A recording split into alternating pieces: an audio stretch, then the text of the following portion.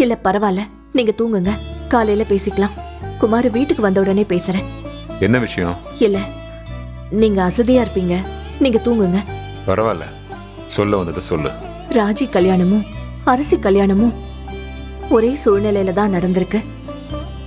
குடும்ப கௌரவத்தை காப்பாத்துறதுக்காக அரசி இங்க வந்திருந்தா, அதே மாதிரிதான் நம்ம ராஜி போய் அங்க இருக்கா.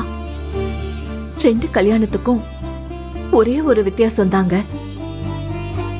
அரசி அவளா தாலி கட்டிக்கிட்டா, ராஜிக்கு கதிர் தாலி கட்டியிருக்கான்.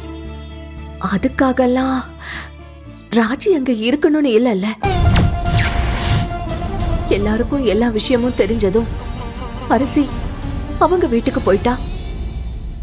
அதே மாதிரி ராஜியும் நம்ம வீட்டுக்கு வரணும்ல. ராஜி நம்ம வீட்டுக்கு வரது தாங்க நியாயம். அன்னைக்கு அரசி இருந்த இடத்துலதான் நானும் இருந்தேன்னு அவளே வாய விட்டு சொன்னாலேங்க. அப்படின்னா என்னங்க அர்த்தம்? அரசி அவங்க வீட்டாளுங்க வந்து கூட்டிட்டு போயிட்டாங்க.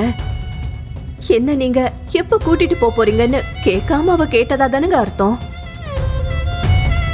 இவ செத்து போயிடக்கூடாதுன்னு கதிர் கல்யாணம் பண்ணதா சொன்னா. இவளால கதிர் நிறைய இழந்துட்டான்றதையும் சொன்னா.